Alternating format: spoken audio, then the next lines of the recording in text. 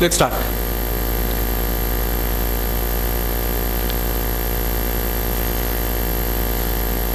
In the last lecture, I made a mistake. There was a question, I think by you.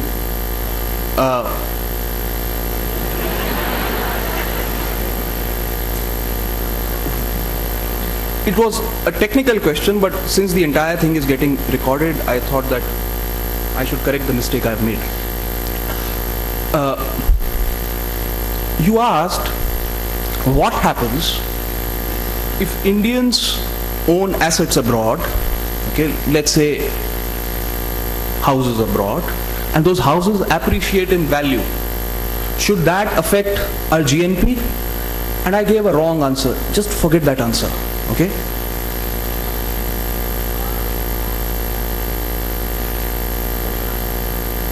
If assets appreciate in value, okay, and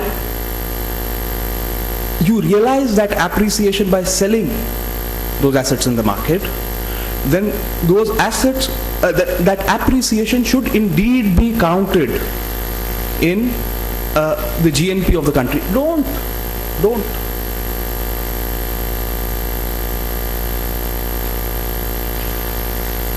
And that appreciation should indeed be counted in India's GNP.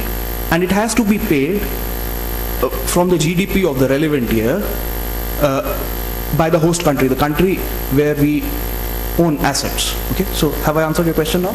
Okay. It is a capital gain, not a kind of capital gain.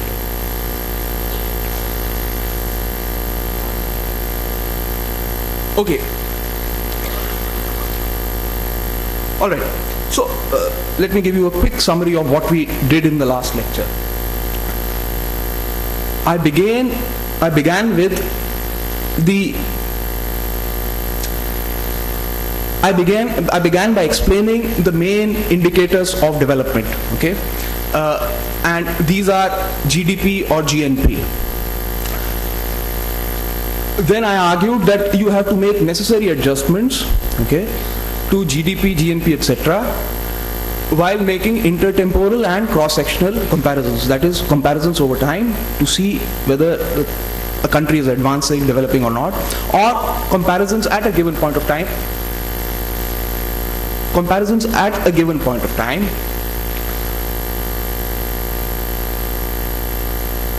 to see who is more developed, who is less developed, etc. Then I showed you some tables that establish that there is inequality between nations in terms of how much they earn, okay, or in terms of how much an average citizen in those countries earn.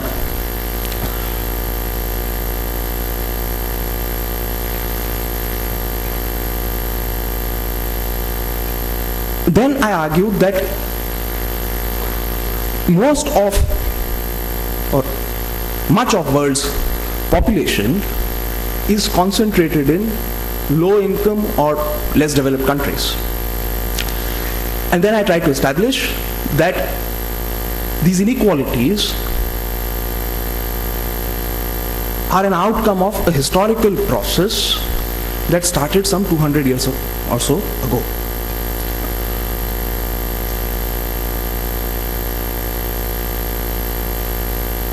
I also looked at, or we also looked at, broad correlates of development, underdevelopment. Developed countries, countries with higher per capita incomes and so on, have a higher share of non-agricultural activities in their total production, whereas less developed countries have higher share of agriculture in their total production or GDP.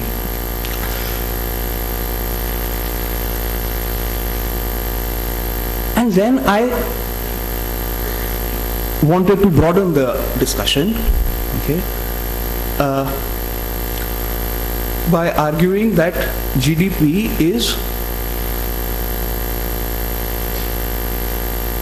GDP has its shortcomings as an indicator of development. Okay?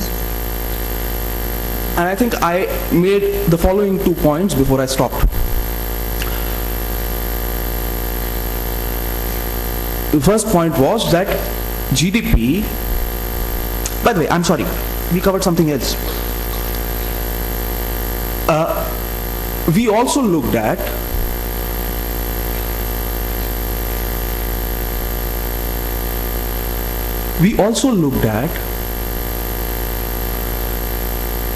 the question of global versus international inequality. Why should we be interested in looking at inequality of income or GDP per capita between countries? Why should national identity matter? Okay? And there I argued that most historical research shows, or economic/historical research shows, that current high levels of inequality are in a very large measure due to inequality between countries. Okay? That is, an Indian is poorer compared to, an average that Indians are in general poor compared to Americans simply on account of their national identities, that they happen to be in India. If they were to be located or relocated to the United States or some other advanced country, the levels of inequality would fall. So it makes a lot of sense to look at inequalities between countries. Then I questioned GDP as an indicator of development, and there I made 2 points before we stopped.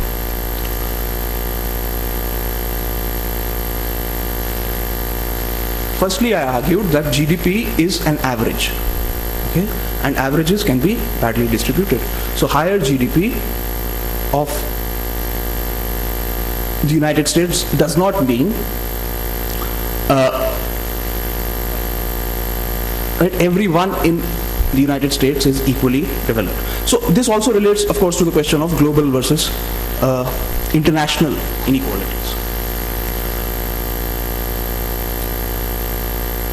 Then I made a second point,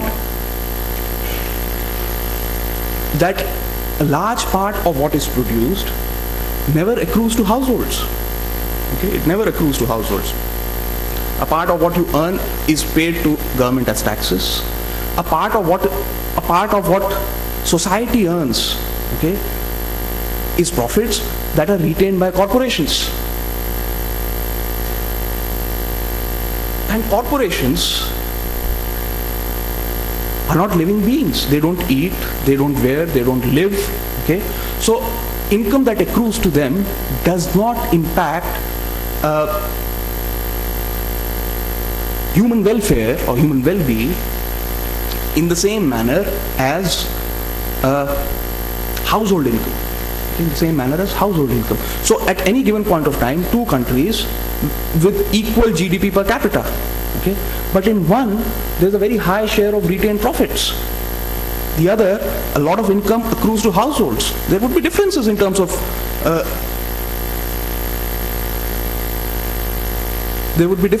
Everyone should keep phones switched off. There would be differences in terms of human welfare, okay, or human well-being. And then I also made another point, which is that for a number of services, it is not clear how much of that service is produced, or what quality of that service is produced. Okay? Take, for example, the inclusion of public administration in GDP figures. Okay? Let's say that public employees are paid a higher salary. That would immediately add to your GDP. Okay? But does that mean that we have better governance or better public administration? Not necessarily. Okay? We don't know whether more of that service is really produced. But in national income estimates, there is no way of including the contribution of these services other than to look at the salaries of people who deliver these services. So again, there's a problem. Okay? How efficient is your public administration system, for example? That is never taken into account. Okay? With the same salary of public employees, some countries might be producing better policing, better administration, better health, better defense, and so on than others. Okay? Or more policing, more administration, more governance, more health, and so on than others. Then there are services that never come to the market. Okay? And production does not find a matching counterpart in terms of incomes generated in the market. For example, different kinds of household services. Okay? Services performed within the confines of a household. Washing clothes, cooking meals, okay? Taking care of the elderly. Okay? All these never get counted. Okay? That is another problem with GDP. And then, of course, finally, and this is, I think, where we stopped, killer criticism of GDP as an indicator of development from people like Amartya Sen and so on. Check. And the argument is that we should not confuse means with ends. Okay? GDP, income, is only a means of development. Okay? It's only a mean of development. End lies somewhere else. Okay? In acquiring education, in leading a healthy life, okay? In having a clean environment. Okay? These are the ends of development. Okay? Whereas GDP or possession of wealth is only one of the many means towards attainment of this end. And therefore, according to Sen, the emphasis should be on human flourishing. Okay? Do human beings meet or are able to meet or attain ends they consider valuable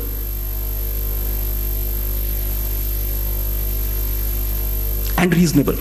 I added that point. It should be a reasonable end to pursue, not any end.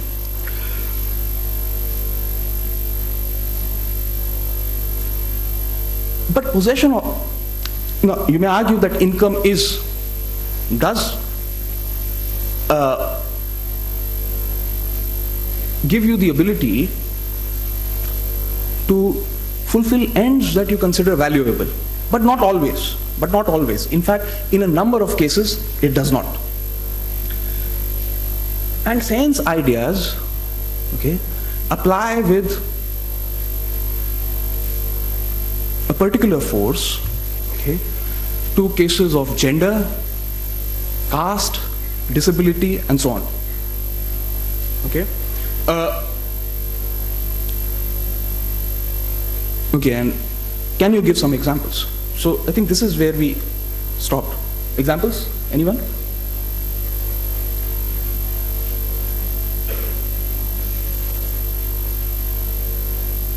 Someone from this side of the...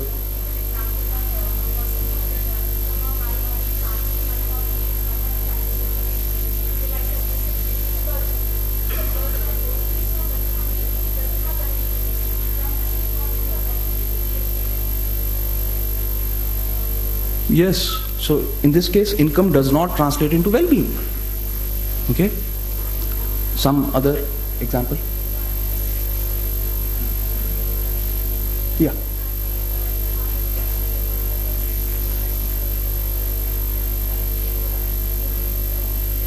Yeah, what use is money if you get beaten up every day? You're right. So, your personal liberty, the right to lead a secure life, is violated. Okay? And income does not guarantee that right. You're right.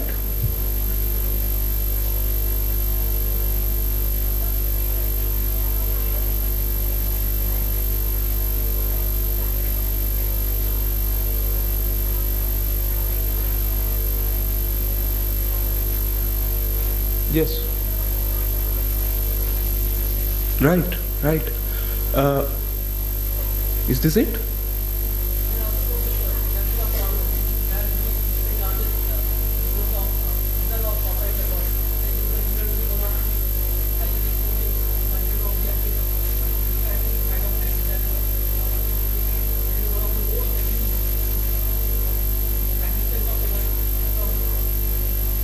Yeah. Okay.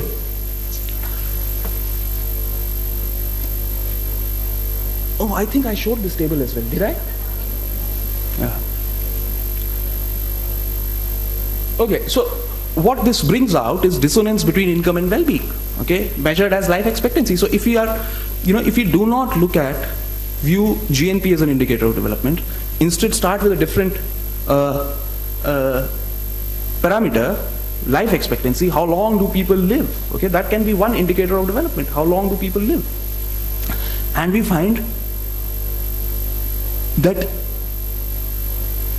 high income is not a necessary condition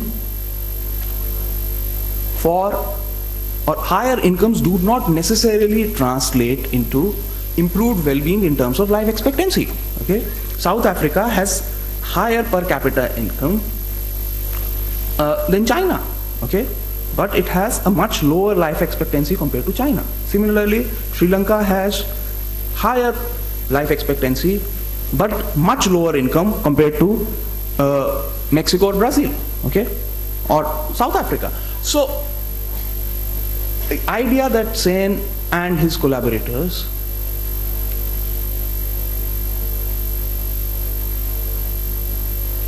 wanted to make is that much can be attained in terms of human well-being, in terms of providing health, in terms of providing education and so on, to people even at low levels of per capita GDP. There are historical case studies that establish that countries have done very well or reasonably well in terms of human development even at low levels of income. So that's the point that Sen and so on are making.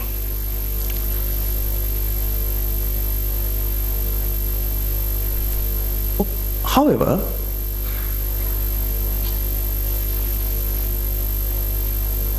does that mean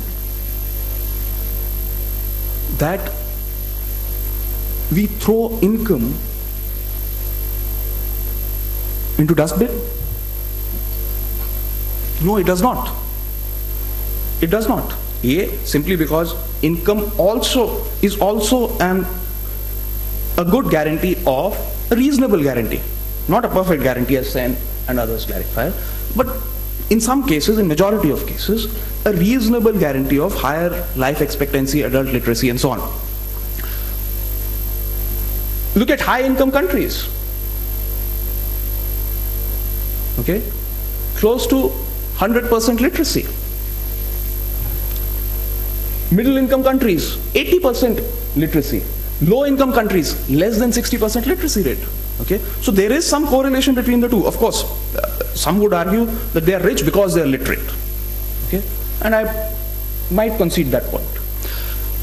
But there is some correlation, though not perfect, in fact, far from perfect, between income and social attainments.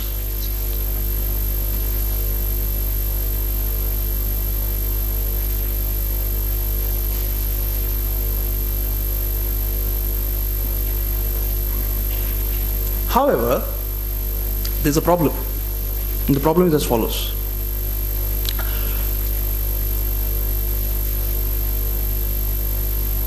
That if we look at world inequality,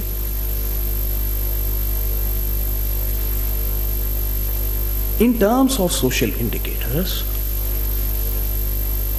it is falling. The world is becoming less and less and less unequal place. Why? Because most social indicators have a well-defined maximum. Literacy cannot go above 100%. So once the West has reached 100% literacy, the gap between the West and the rest will only close down, because our literacy will not fall, their literacy cannot go up, and therefore international inequality, when measured in terms of one of these social indicators, will fall, has to fall. It can't go any other way. Similarly, take life expectancy. Okay? There are physical limits to duration of life. How long can you live after all? Okay? 90 years, 100 years, but not 150 years, and life expectancy cannot go on increasing. Okay? So, life expectancy gap should therefore also close down. I mean, provided we don't do disastrous things in the developing world, it will fall. The gap will fall between advanced and less advanced parts of the world.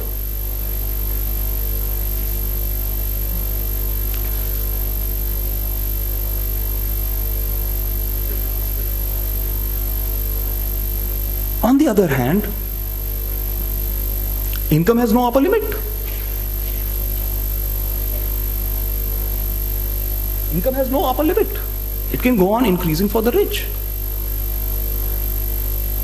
without any notable improvements in the income of the poor. So you can have a situation in which you close the social gap, or gap defined in terms of social attainments, but income gap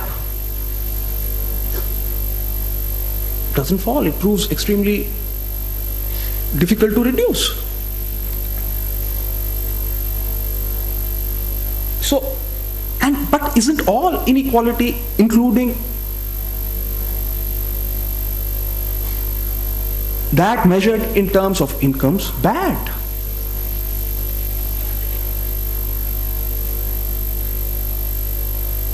Right?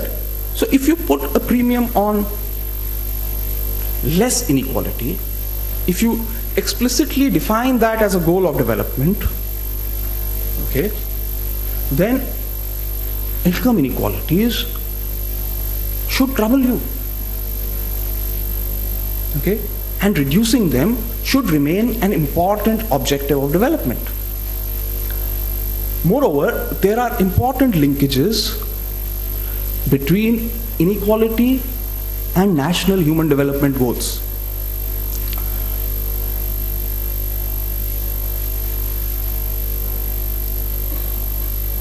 Extending public education or health. Okay? If that has to be done, government has to spend.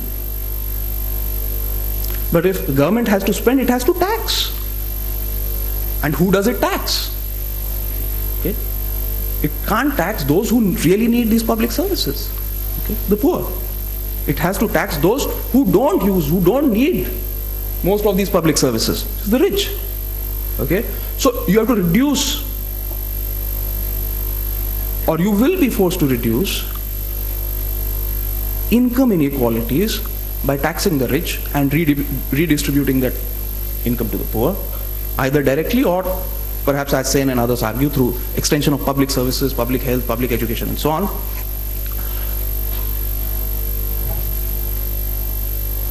So, question of national human goals, of national human development attainments, is also related to question of income distribution.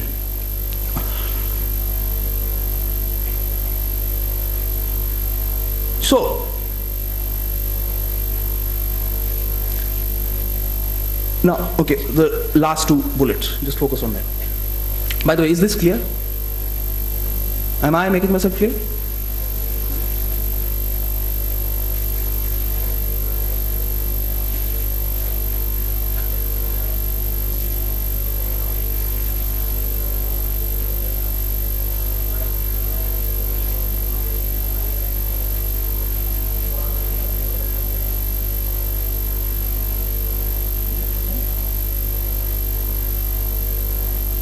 Yes, we can.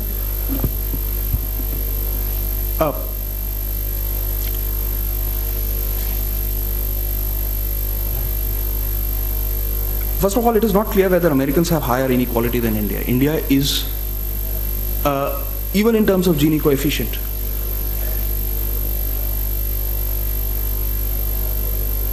I don't think that's the case. I don't think that's the case at all. Okay, let me. First of all, if you look at, for example, Gini coefficient, okay, and there are studies on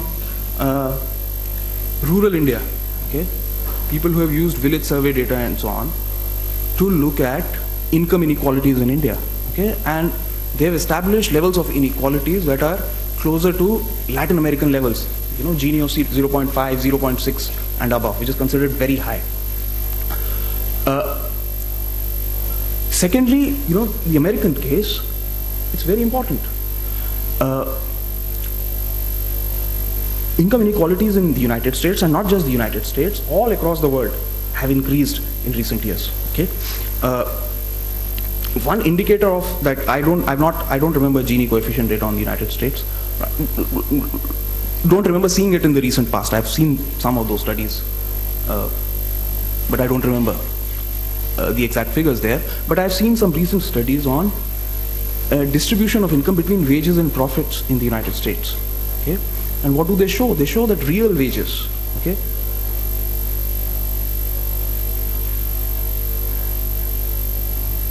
real wages have been constant in the United States since 1970s.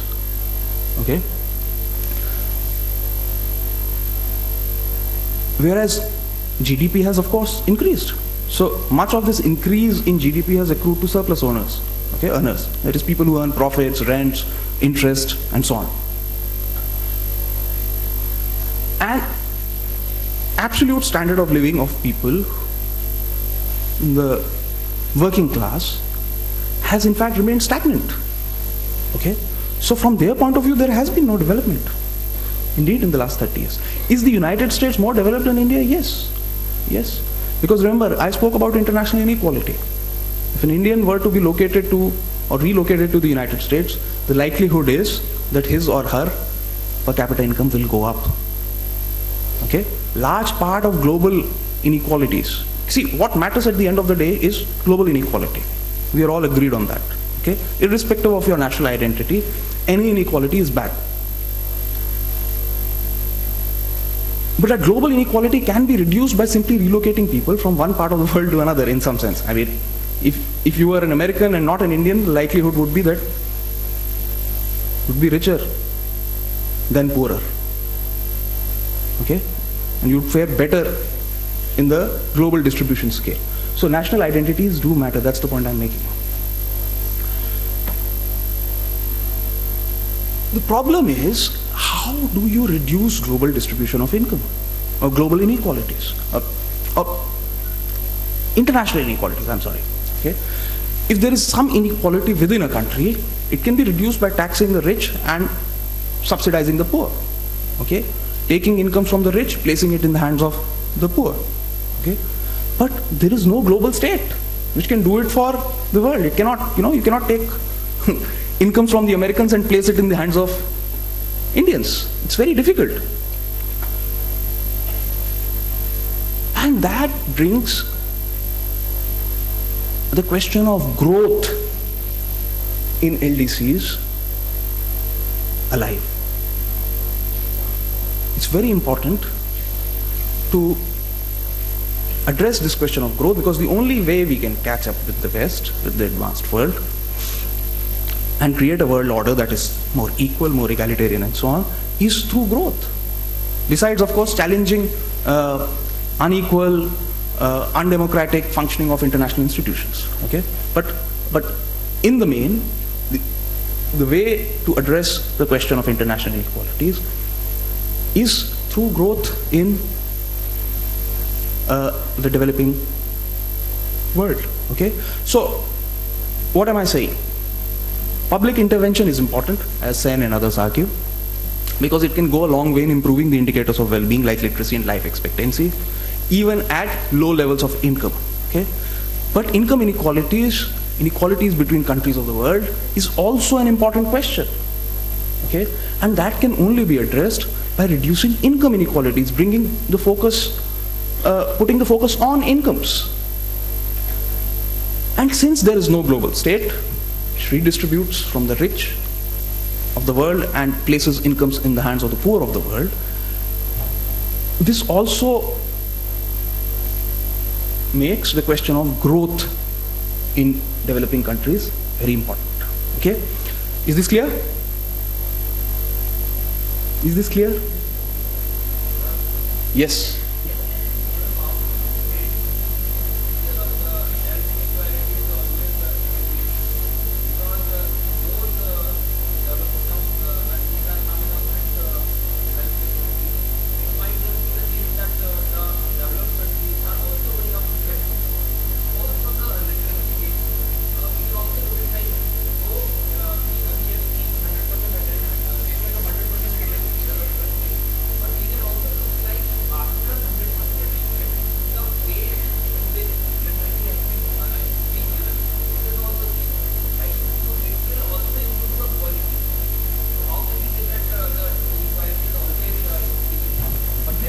Physical limits to your physical well-being.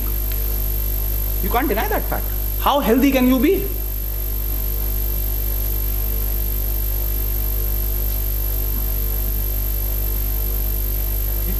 Of course, over a period of time,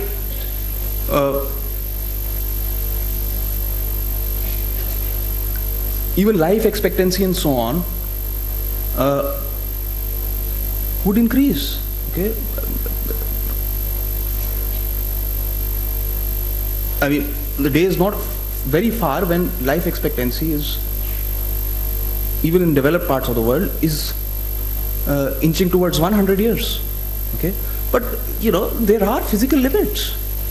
Okay, it is true that slowly, our heights are increasing, our weights are increasing, our bodies are becoming stronger, and so on. But it's a long evolutionary process. Okay, in the near term, okay, which is not so near, there are physical limits on your physical well-being, okay, and that cannot be, and therefore such inequalities are likely to fall.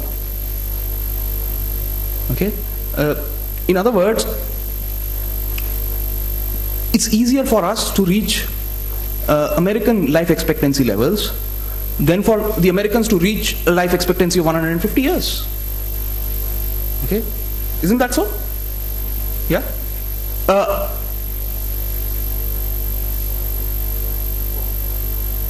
Then the second question that you ask is, but what about the quality of that experience? Right? Is that what you're asking? I mean, I think that's the point that your question on, the point on quality of education and so on was, or you said something about health as well. Quality. Well, it's very difficult to measure. I agree with you. I agree that it's not entirely conclusive. Okay, all indicators have their problems. Okay, and one of the problems that I pointed out was that, well, if you measure international inequality in this term, in this sense, then international inequality will indeed fall. Okay. Now you raise another doubt about that indicator, which is to say that, well, yes, you lead 100 years, but what was your experience? Okay. By the way, by experience, I hope you do not refer to a subjective question like happiness. Okay, it's not about happiness. It's about how soon does your disease get addressed. Okay, or how soon are your and how well are your physical ailments taken care of. It should show up in life expectancy and other indicators of health, but it may not. It may not. Okay, but then you're only strengthening my point that there's also a need to look at income. By the way, Sen and others do not reject income. There will be a class on human development, a separate class on human development, where you will look at things like human development indicator and so on. A human development indicator includes health, education, and per capita income. Okay, it's an average of these three. So incomes are important. That's the point I'm making. Any other question?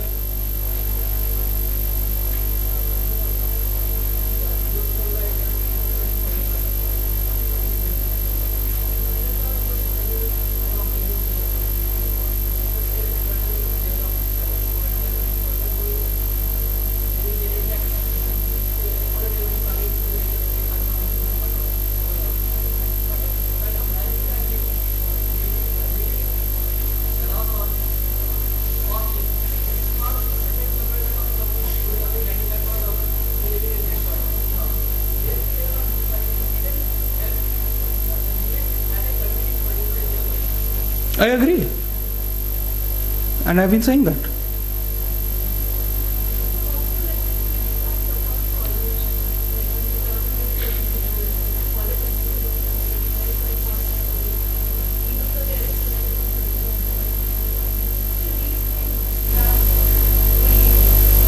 Yes, all countries have their problems.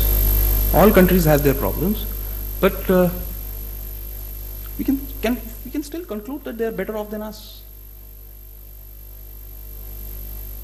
There are good reasons to do so, isn't it? So I agree with you that there are problems. There are problems not just of, there are problems of interstate inequalities. There are problems of interclass inequalities. There are problems of exclusion, social exclusion, okay? Discrimination faced by blacks, by Hispanics, okay? There is a very big housing issue, okay, for of the people, people trying to break out of bad neighborhoods and so on. So they have their share of problems. I am not denying that, okay? But there is some inequality in the world, right? In fact, a lot of inequality in the world. So I'm only trying to focus on that.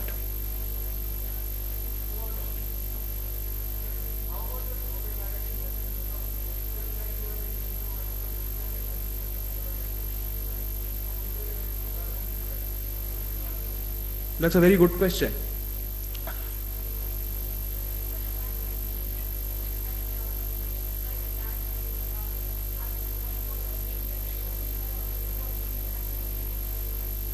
That's debatable, but not more debatable than his point.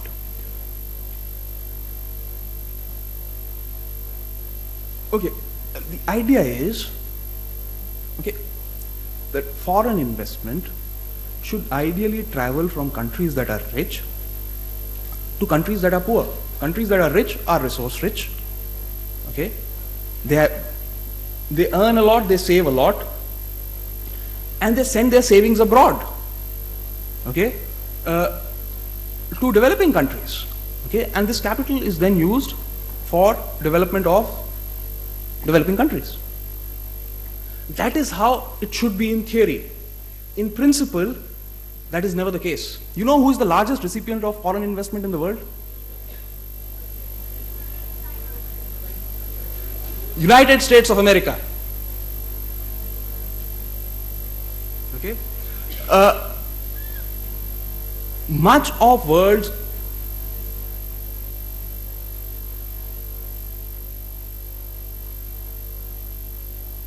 foreign savings. Okay? Let's take the case of Chinese. Okay? They export much more than they import. Okay?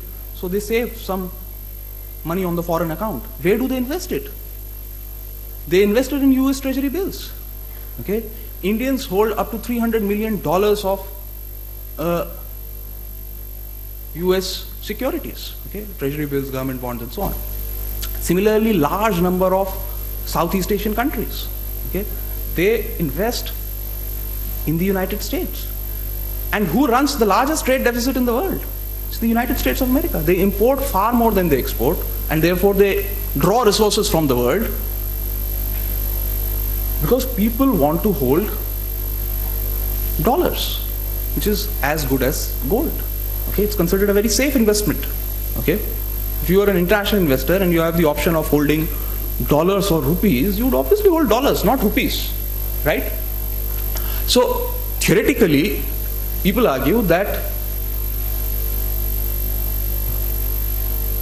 capital should flow from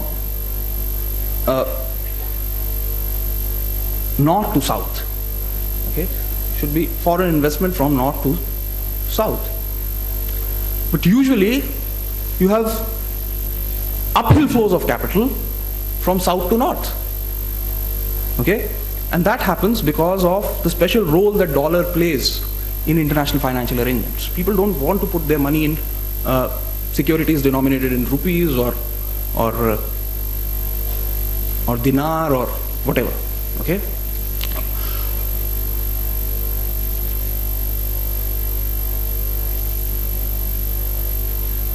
No, your question was, okay, by the way, that's not the, you can you can be a net exporter of capital, and yet foreign investment, especially foreign direct investment, in certain sectors can benefit you. I'm not denying that. Okay? I'm not denying that. But a lot depends on your policy framework. Okay? What do you do with that foreign direct investment? The Chinese, for example, are known to leverage foreign direct investment for their national development goals. Okay? If you bring your investment here, then within 5 years, you should be sourcing your supplies from a Chinese firm. Okay? You should give us technology. Okay? And you should not be a net consumer or net user of foreign exchange. You should add to our foreign exchange resources by exporting. Okay? So perhaps the Chinese have leveraged that strategy to attain certain goals of national development, but that's not the case with large number of countries. Okay? Because they can't bargain, they're not in a position to bargain with multinational corporations. Okay? If a Toyota factory is set up in China, it's a completely different ball game from when it is set up in Cambodia, okay, or Kenya, okay, to the extent that Toyota wants to invest in Kenya. So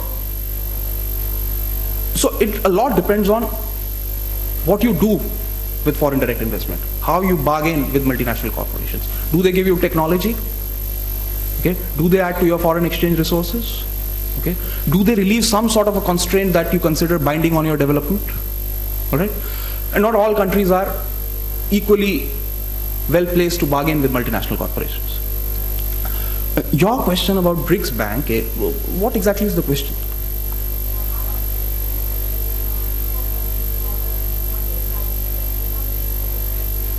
Yes, they are. They are.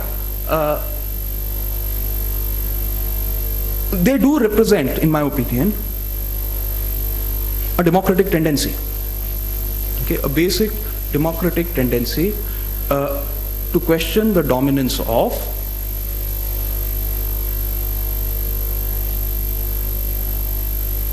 international financial system that is dominated by a small number of advanced countries. How far will they be successful? I'm not too sure. Okay. Okay. Yeah.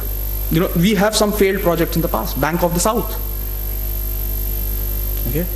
And there are a number of other development banks. By the way, a large number of these development banks are also dominated by advanced countries. World Bank is a development bank, just like the new bank of the South, the BRICS Bank. Similarly, Asian Development Bank is a development bank. It is supposed to finance development projects in third world countries. Okay, so yeah, I don't know. But you are asking too many questions. So no more questions from you. Yeah, but I heard some other voice. Yeah.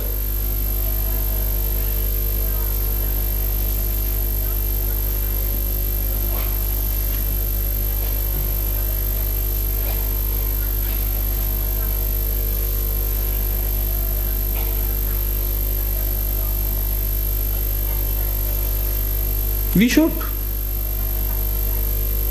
So we should improve it.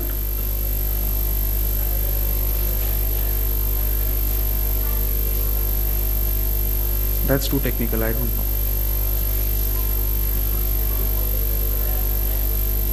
Okay, you see, the problem with taxation in India is, I don't want to get into it, but the point is that it's very clear that the richer you are, the lower effective tax you pay. Okay? I cannot evade or avoid taxes. Okay? I can evade them, I can avoid them to a certain extent. I can certainly not evade them. Because if you to evade them, you need to know some Hawala operator, you have to send your money to Mauritius or to Switzerland. But if I save my meager 20,000 rupees, okay, as taxes, I'm not going to go to Mauritius to put that money. Okay? But there are some people who save 10,000 crore rupees by way of tax liabilities. Okay? They'll pay a small amount to go to Mauritius and put that money somewhere. Okay? Or make sure that it gets invested in some fake company or goes to some bank which follows a no disclosure rule or something of that sort. Okay, so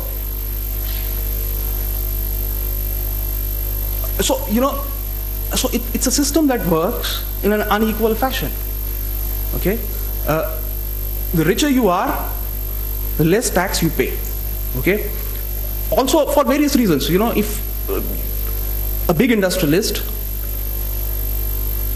does not pay tax, okay, and faces legal problems, he can hire Ram Jethmalani, okay, or some other big lawyer. Okay, who will I hire? Who will fight my case? No one, right? So it's a system that works to the advantage of big corporates, big companies, simply because they have excellent networks abroad. They're connected to all kinds of people. They have friends and money in the legal fraternity, okay, who's willing to fight their cases. But where will poor people, or not poor people, because poor people don't pay direct taxes, okay, which is where the question of compliance arises, but middle class people go, okay, all right, or even smaller companies, smaller businesses, okay, they'll be caught. Okay, so the question of compliance is a question of whose compliance. I comply with taxes. I don't steal a penny in taxes. So whose compliance are you talking about? Okay. All right. Is there any other question? Yeah.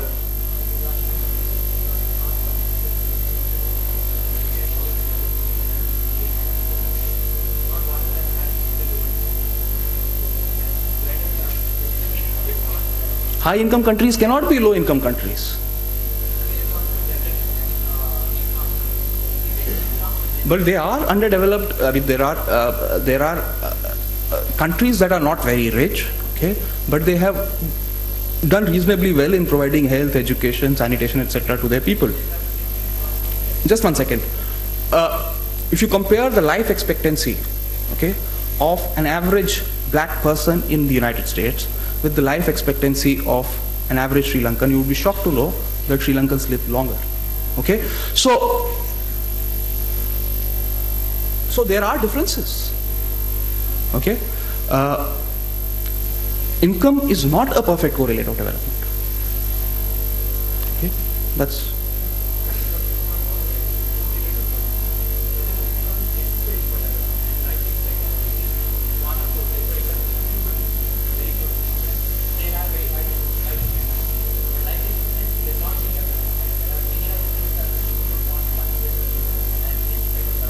Like, right.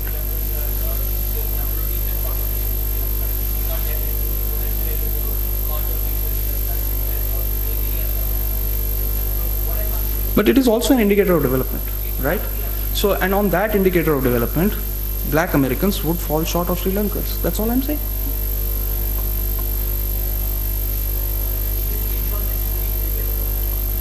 Well,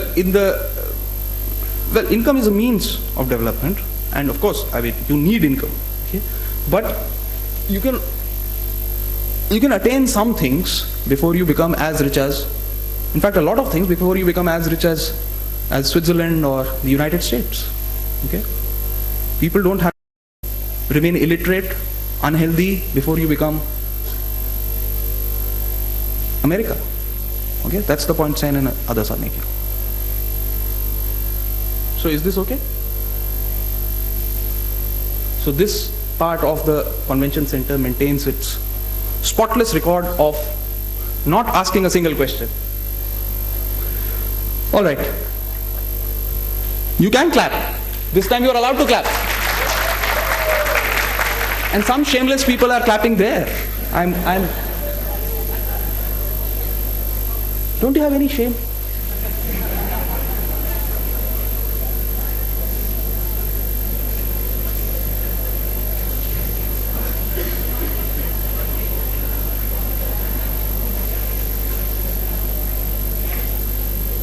All right.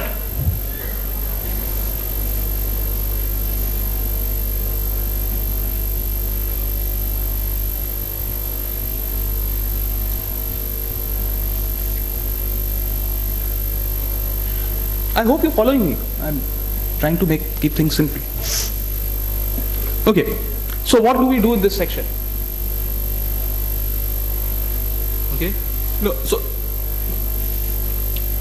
the idea is that the countries that are developed, there are others that are underdeveloped. How did those countries that are today developed become developed? How do we understand the process of growth, development, structural change, and so on? One second.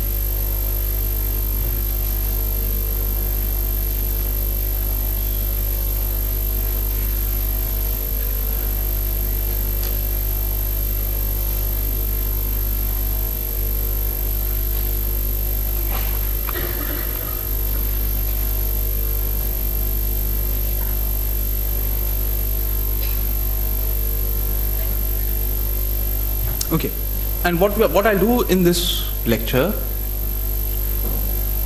is to look at some classical perspectives on the question of growth and development.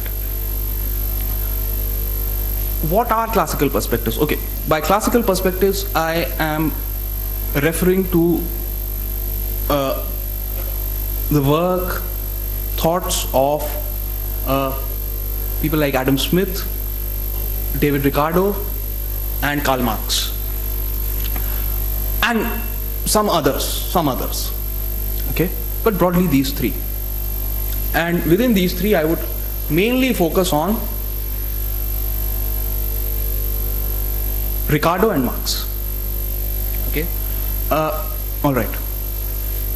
So per capita income of countries began to diverge from the early 19th century. What were the main factors behind growth of some countries and stagnation or even retardation of others?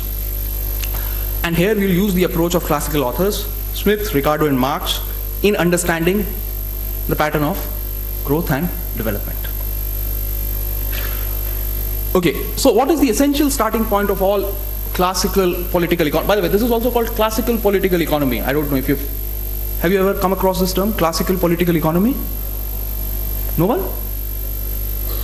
Not even those who have studied social science before? Not a single person in this gathering who has heard of something called, the animal called classical political economy?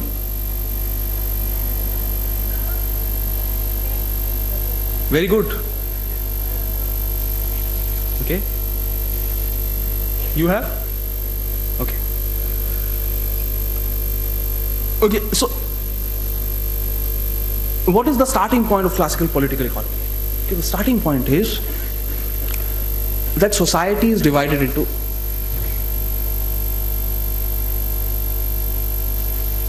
what is the problem?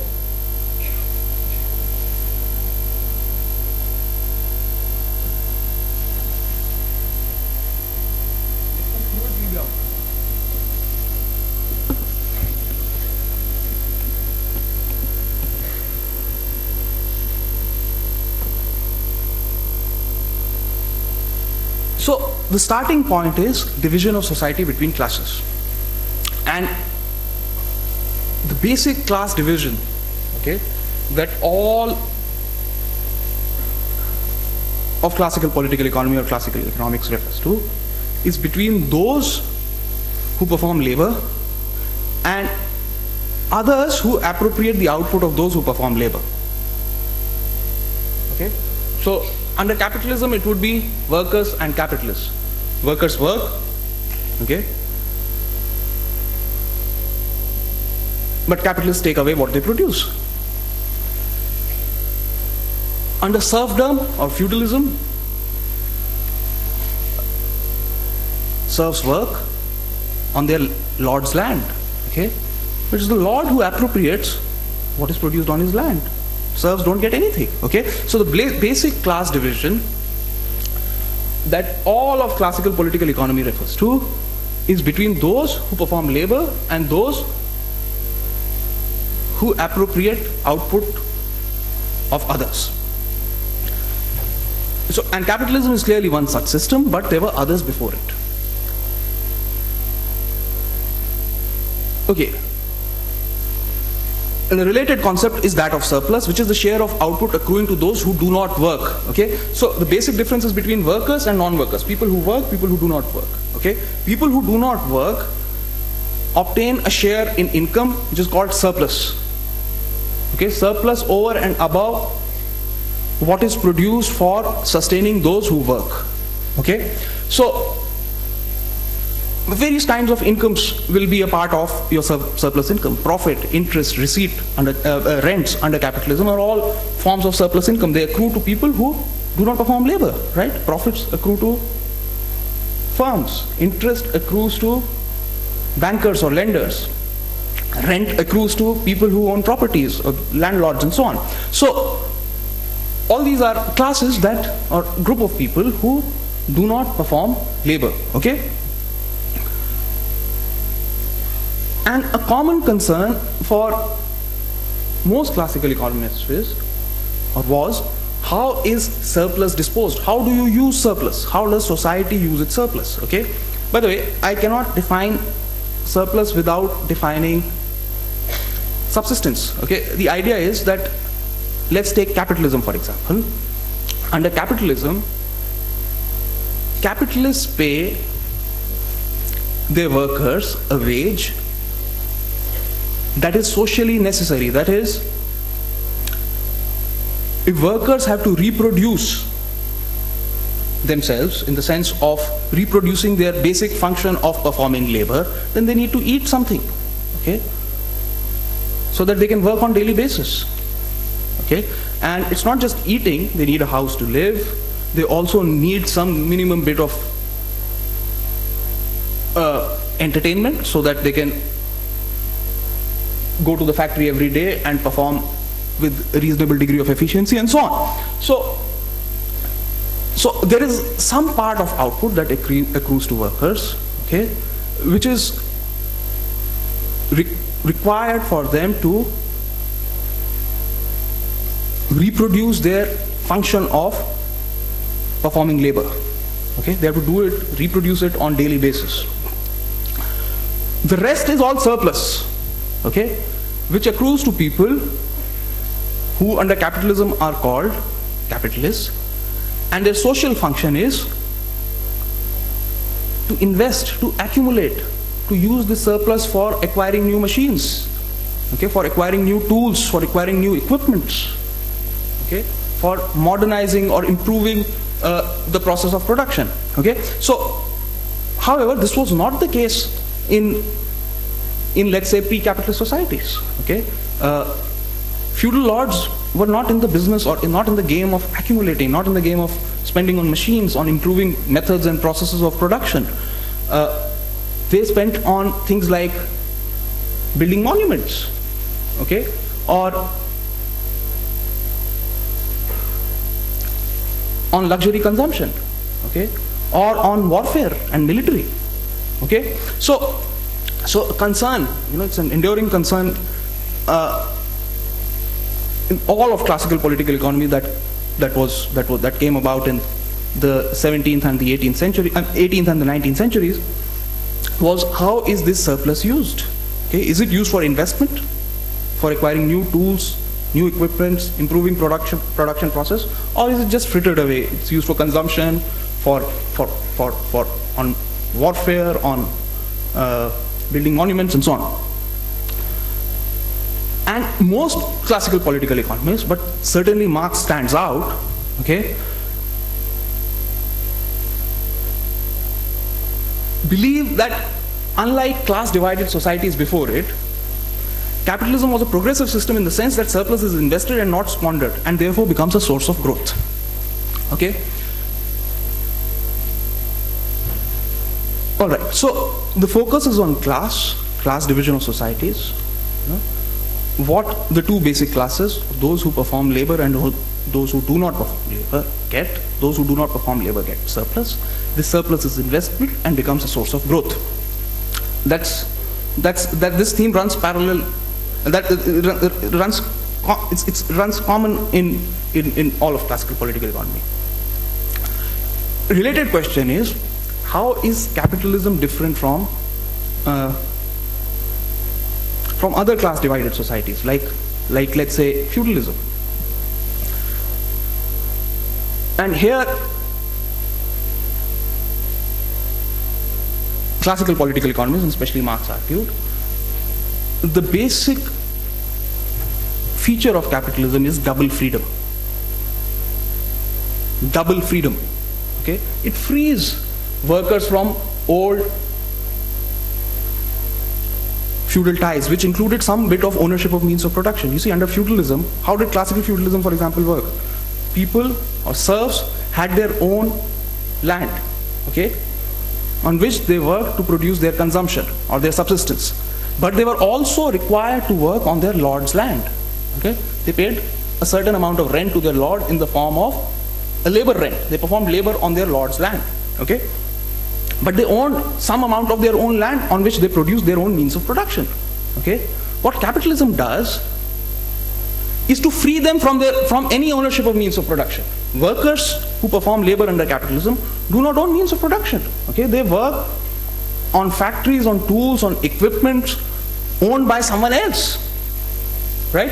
So that's the first point that sort of needs to be taken into account. That capitalism frees workers from, or those who perform labor, from ownership of means of production. Okay? But at the very same time, it also gives them some degree of juridical freedom. Freedom from old feudal ties. Okay? Work on your lord's land, come and beat you up. Okay? But capitalism does not give the capitalist the right to use extra economic coercion on workers. Okay? So it's a very so freedom has its two sides. Okay? Workers are freed from old feudal ties, which are oppressive, which are coercive, but they're also freed from ownership of means of production. And that is how Marx, for example, understood capitalism.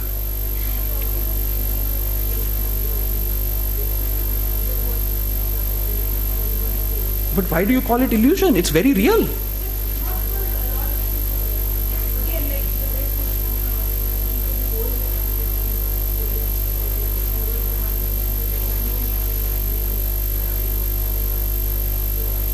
Well, it does make a very substantive difference. Okay? Talk to a Dalit. What freedom of a city life means, okay, compared to the oppression of rural India. Okay? So it's double freedom. You can also call it double unfreedom. Okay? It's not substantive freedom. It's not freedom from economic hardship. Okay? But it is nevertheless some form of juridical freedom. Right? You can't force me into bondage. I have the right to choose my own employer. Okay? If I don't like, I will not work with you. That does denote some kind of freedom. Okay? But serfs did not have that freedom. Okay? Serfs did not have that freedom. Okay? If they ran away from their lord's land, the lord would send his army to bring them back. Okay? And they would then be tried and so on. So capitalism does give people a certain degree of juridical freedom, certain degree of freedom over choosing their own employers, or choosing where to work, okay, and so on.